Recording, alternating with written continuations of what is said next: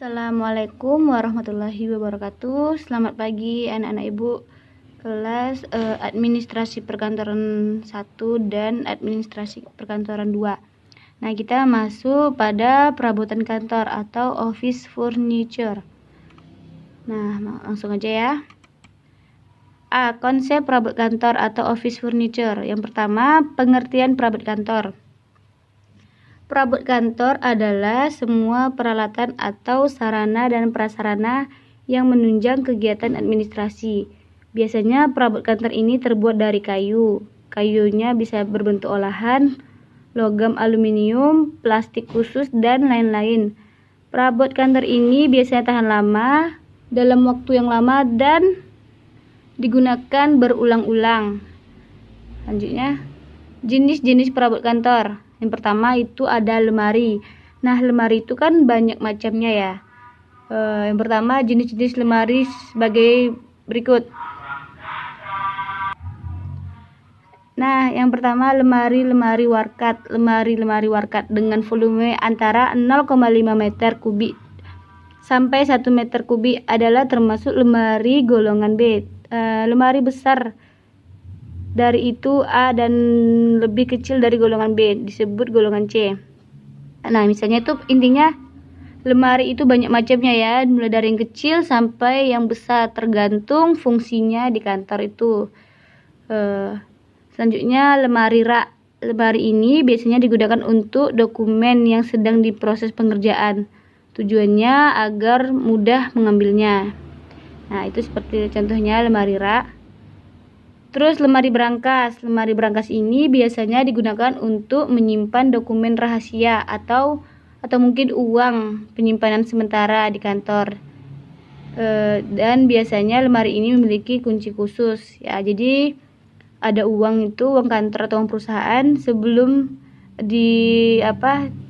disimpan di bank, maka sementara ditaruh di berangkas. Dia biasanya memakai kunci khusus ya, pakai kode ya. Hanya beberapa orang yang di kantor itu yang mengetahui kode khusus dari berangkas tersebut. Nah, selanjutnya itu meja ya. Yang pertama di lemari ada banyak macamnya. Yang kedua ada meja. Meja atau meja tulis atau meja kerja. Ukuran luas permukaannya disesuaikan dengan kedudukan dan jabatan orang yang mempergunakannya. Akan tetapi yang terpenting bahwa permukaan jangan terlalu besar agar segala sudutnya dapat dijangkau dengan tangan oleh orang yang mempergunakannya. Selanjutnya tingginya. Untuk golongan meja di Indonesia lazim dipakai ukuran tinggi kurang lebih dari 0,7 meter ya, jadi nggak sampai 1 meter, yakni yang dapat membentuk jarak antara orang-orang yang sedang menulis atau membaca dengan duduk di atas kursi gitu. Jadi saat mejanya itu tidak terlalu tinggi, mungkin kalau kita lihat separuh badan kita dari perut atau pinggang ke atas itu kelihatan ya, jadi tidak terlalu tertutup mejanya. Contoh beberapa jenis meja staff. Ini contohnya, meja yang biasa digunakan oleh staf, terutama bagian administrasi atau tata usaha. Tuh, banyak laci-lacinya kan? Ini ada laci, ada laci. Itu contoh meja staf. Nah, yang kedua ada meja resepsionis atau penerima tamu. Meja yang digunakan untuk menerima tamu ataupun untuk dijadikan tempat pemberi informasi yang berhubungan dengan perusahaan. Seperti itu bisa kita lihat ya, kayak di bank juga kurang lebih seperti ini meja resepsionisnya. Terus meja direksi atau direktur atau pimpinan. Meja yang dipakai pimpinan perusahaan dengan bentuk dan desain yang dapat mewakili gambar seseorang yang mempunyai jabatan penting dalam perusahaan. Meja direksi digunakan oleh orang tertentu. Biasanya ukurannya lebih besar dari meja staf. Biasanya disetting supaya mudah digunakan untuk duduk bersama dengan satu atau dua orang berhadapan ya. Misalnya pimpinan, dia lebih besar, tentunya lebih mewah juga kelihatannya dibanding dengan meja-meja lainnya. Tentu dengan jabatannya juga lebih tinggi. Jadi dibuat lebih besar karena apa? Nanti ada pertemuan, misalnya di sini nanti ada 2 dipasang 2 kursi atau 2 meja. Jadi jika ada tamu atau orang mau menemui atau mungkin karyawannya menemui direktur, mungkin bisa 2 orang di sini dan sini. Seperti itu. Jadi dia dibuat lebih besar dari meja staf ya. Nah, yang selanjutnya meja rapat. Meja yang digunakan pada saat pertemuan rapat. Nah, bisa banyak macam ya. Kalau di sini dilihat kayak latar O gini. Jadi dia lingkaran.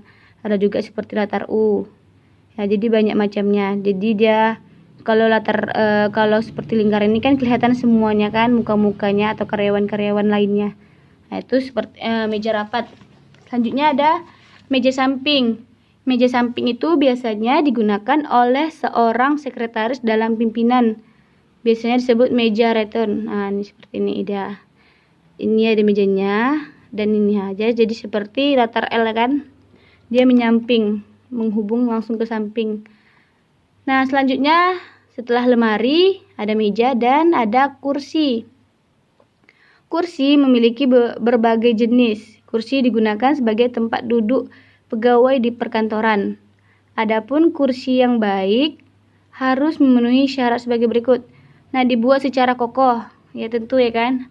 Kursi itu banyak, bukan sekedar banyak macam orang yang pakai, dari badan yang kecil sampai yang besar, ya kan. Nah, kalau badannya kecil mungkin oke lah, kursi bisa menampung. Tetapi kalau badannya agak besar gitu kan, nah jadi kalau dibuatnya tidak kokoh takutnya terjadi sesuatu atau patah misalnya kan. Makanya penting dibuat kokoh. Bentar ya. Nah, yang kedua disesuaikan dengan bentuk badan orang ya, sama seperti Ibu bilang tadi ya. Nah, jadi kalau nggak mungkin sama kursinya, misalnya ada karyawan yang besar, ya kan, tidak sesuai dengan kursi yang pada umumnya, mungkin bisa ditempah lagi dengan kursi disesuaikan dengan bentuk badannya gitu. Nah, yang kedua mempunyai penyangga belakang. Ya, penyangga belakang itu kita lihat contohnya ya.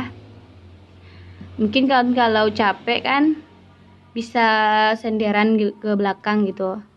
Terus dapat diatur tinggi rendahnya. Nah, contohnya seperti sekarang. Nih.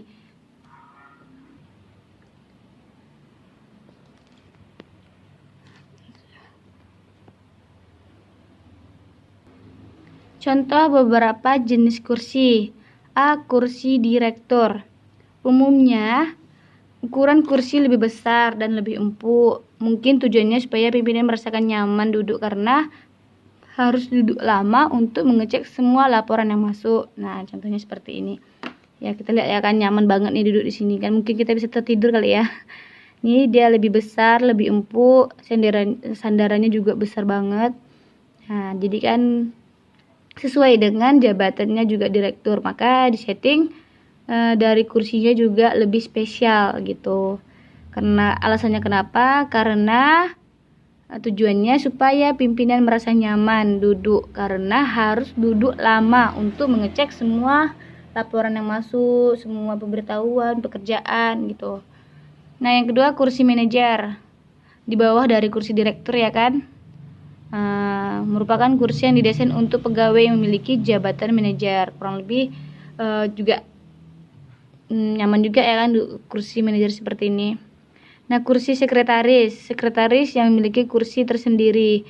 Nah, tadi kan dikatakan syarat kursi itu dia dibuat secara kokoh, disesuaikan dengan bentuk badan orang, mempunyai penyangga belakang, dapat diatur tinggi rendahnya seperti ini kan. Ini gunanya untuk mengatur tinggi rendah. Nih, contohnya seperti ini. Ini juga kan ada pengatur tinggi rendahnya. Terus ada penyangganya, seperti ini penyangga namanya, ini penyangga. Jadi kalau seketika kita capek, kita bisa bersandar sejenak untuk merehatkan badan. Karena kita juga bekerja perlu istirahat, meskipun hanya 10 menit mungkin kan. Makanya dibuat kursi yang harus ada penyangganya. Kursi tunggu merupakan kursi yang diperuntukkan bagi tamu kantor. Nah, kita seringnya nemuin ini di rumah sakit ada, di puskesmas ada, dan banyak macamnya. Di bank juga ini kursinya. Nah, semua kursi ada penyangga belakang ya kan? Ada tempat sandaran ini juga. Nah, kursi staf. Kursi yang diperuntukkan khusus untuk karyawan atau pegawai. Contohnya.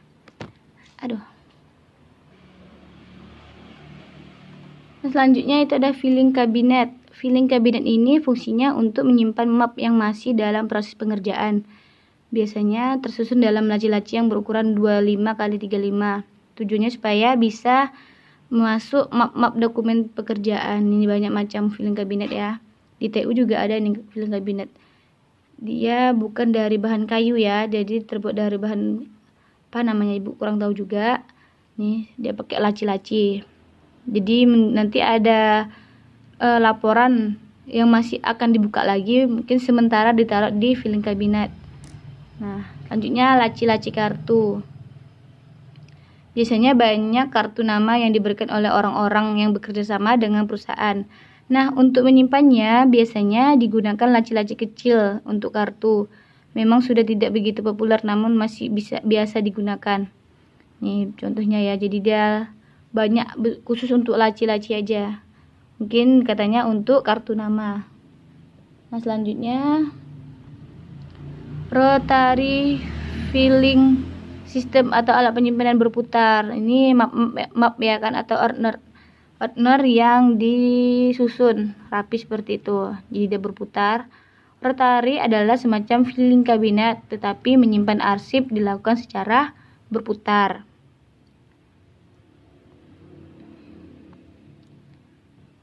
Alat ini dapat digerakkan secara berputar, sehingga dalam penempatan dan penemuan kembali arsip ini tidak dapat memakan tenaga. Alat ini terbuat dari bahan yang kuat seperti logam atau besi. Arsip disimpan pada alat ini secara lateral. Nah, itu contohnya kan enak kan menemukannya kan. Pada map ini kan dibuat nih kode-kodenya di sini nih, di kertas di putih-putih nih dibuat kodenya. Jadi ketika kita ingin mencari map tersebut atau arsipnya, jadi lebih mudah kan, hanya tinggal diputar, dibaca sedikit. Jadi dikatakan tidak terlalu memakan banyak tenaga atau waktu dalam mencari arsip yang kita butuhkan. Itu rotary filling system atau alat penyimpanan berputar. Nah, yang ketujuh itu tickler file. Tickler file adalah semacam kotak yang terbuat dari kayu atau besi baja untuk menyimpan arsip, membentuk kartu atau lembaran yang berukuran kecil seperti lembaran arsip atau kartu-kartu lain yang memiliki jatuh tempo. Namun demikian, tickler file bisa saja digunakan untuk menyimpan kartu nama dan kartu perpustakaan di bagian dalam tickler file. Dilengkapi juga dengan guide atau pembatas. Tickler file berfungsi sebagai alat pengingat bagi petugas arsip. Nih, lihat aja contohnya ya. Terus seperangkat komputer. Komputer dewasa ini memiliki menjadi perabot kantor karena sudah ada dan selalu digunakan di perkantoran. Fungsinya tidak lain adalah untuk mengolah data. Komputer juga biasanya dilengkapi dengan printer atau menghasilkan output data. Biasanya data output diperlukan untuk keperluan laporan dan tanda tangan dokumen. Nah, lengkap ya, di situ ada komputernya, terus ada hard disknya, terus ada printernya juga. Jadi dia emang khusus untuk berhubungan dengan komputer. Jadi diatur tempatnya. Kalau udah buat laporan tentu harus di print, langsung aja di sampingnya ada printer. Nah, itu selanjutnya ada 9 locker. Locker merupakan sejenis kabinet besar. Sama seperti bahannya seperti filing kabinet tadi ya, cuman ini lebih besar dan beda bentuknya, laci-laci seperti itu. Nah, locker merupakan sejenis kabinet besar yang terdiri dari 2 pintu dan rak untuk menggantungkan pakaian dan menaruh berbagai barang di kantor. Tuh, jadi biasanya locker ini beda-beda. Ini punya, contohnya ini punya si A, ini punya si B, ini punya si C. Jadi dia memegang kuncinya masing-masing. Terserah kita karyawan mau menaruh apa barangnya di situ. Jadi hanya kita yang memegang kuncinya. Tuh kan, misalnya kita menaruh sesuatu barang kita di sini, kita pegang kuncinya. seperti itu, misal contoh tas, bisa tas ataupun barang lain terserah apa aja ya kan yang bisa masuk di dalam locker. Kita di mall-mall juga kita pernah lihat nih locker nih, banyak ya locker. Di sekolah juga ada locker, apalagi juga di sebuah kantor atau perusahaan. Tuh yang ke-10, kabinet alat tulis. Kabinet alat tulis merupakan kabinet besar yang memiliki 2 pintu dengan rak. Peralatan tersebut berguna untuk menyimpan peralatan kantor dan berbagai keperluan sehari-hari di kantor. Jadi dia seperti rak-rak ya yang belaci, seperti laci-laci ya. Khususnya digunakan lebih pada berbagai macam alat tulis. Jadi mudah untuk mencarinya lagi.